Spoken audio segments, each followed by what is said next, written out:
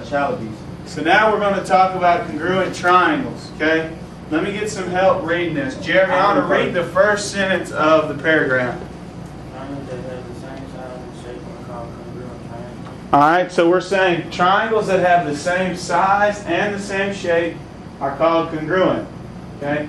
So let's if you had a huge triangle and a tiny triangle, can they be congruent? Yeah. No, it just said up there they have to have the same size and shape. But they have the same shape, but they don't have the same size. So they're not congruent. Why not? Because they have to have the same size and the same shape. I thought they can be congruent, even though they're one big, one little. Because you just read the definition up here. The triangle has to have the same size and shape. Well, Miss Sue taught me wrong last year. Well, no, she was teaching you something else. She was teaching you a corresponding triangle. This is different. This is a congruent triangle.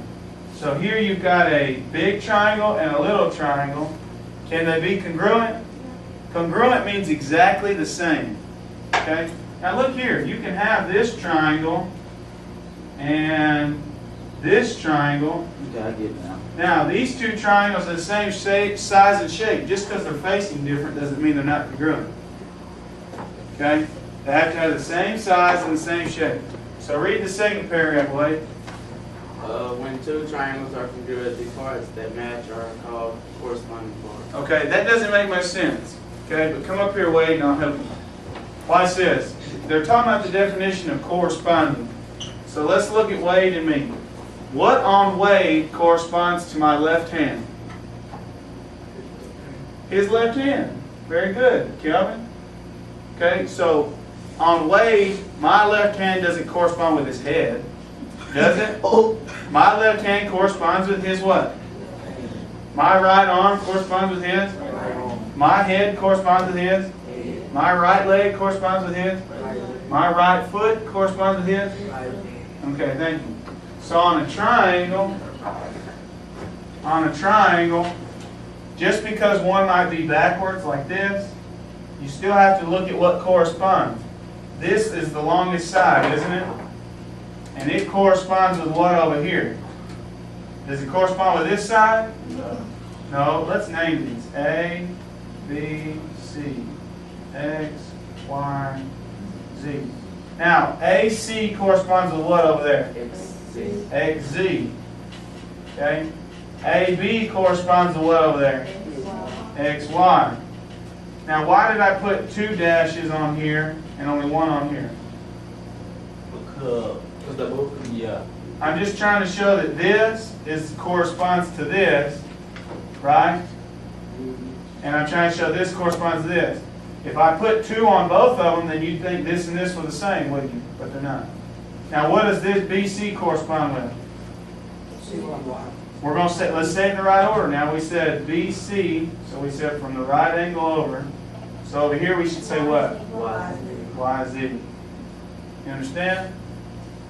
You have to tell which part corresponds to which part. Okay? Two triangles are congruent when all of their corresponding parts are congruent. Okay, so let's look. Now, there's three theorems to tell you whether a triangle is congruent or not congruent. And all you need is three sides that are the same, and that's called side, side, side. You need two angles and a side that are the same. That's called angle, side, angle. Or you need a side, angle, side. Okay, so let's look at this triangle. This side's congruent with this side. This side's congruent with this side. This side is congruent with this side, which means these two triangles are what? Congruent. Now you have to tell me how are they congruent. They're congruent by what? Side, side, side. You see that? Now this one's a little bit different. This one's congruent by the angle, by the side, and by the angle. So these two triangles are congruent by what? Angle, side. You understand that? So you're going to have to tell me how triangles are congruent. Are they congruent by side, side, side? Angle, side, angle? Or in this case, you have side, angle, side. See that? Got three triangles here, And they want us to tell whether they're congruent, and if they are congruent, what theorem are we using? Okay? Here they've got a side, side, so we're going to write an S. We've got an angle here, so we're going to write angle, because we know two right angles are equal, aren't they? And then we've got this other side equal. So what theorem tells these two triangles are congruent? Side, angle, side. So I want you to write it like this. Triangle ABC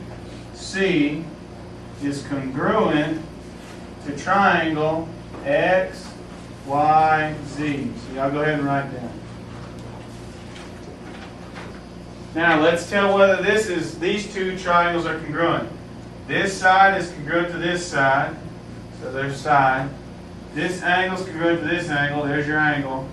And this side is congruent to this side, so the two triangles are congruent by side, angle, side. So now you got to tell me, triangle JKL is congruent to triangle what? MNP.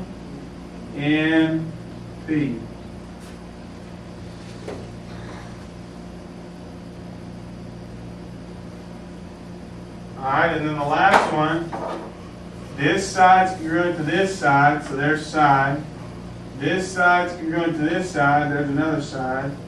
And this side is congruent to this side, so we got side, side, side. So we want to say triangle SRQ is congruent to triangle TUV by side, side, side.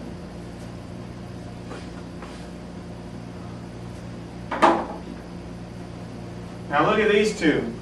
Now they're going to test your knowledge. Since you know the theorem side, side, side, angle, side, angle, side, angle, side, side, angle, side, then they're going to say, well, I'm going to give you two triangles that are congruent, and I want you to solve for x.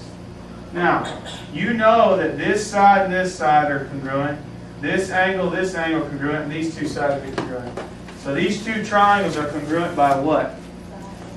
Side, angle, side. Now we read at the beginning, if a triangle is congruent, all its parts are equal. That means this equals what?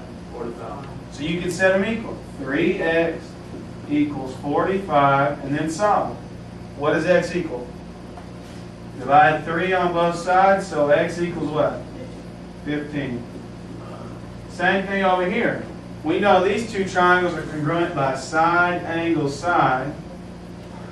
Therefore, we can set this equal to this. 5x minus 5 equals 10. Now what do I do, Wade? Subtract. Oh, you don't subtract. You got to do the opposite. Hey. Add 5 on both sides. So 5x equals 15. Now what do you do, Chris? Divide 5. That's right. Divide 5 on both sides. So x equals 3. Now today we learned two things. We learned how to classify a quadrilateral, tell them whether it's a parallelogram, rectangle, square, rhombus, or trapezoid.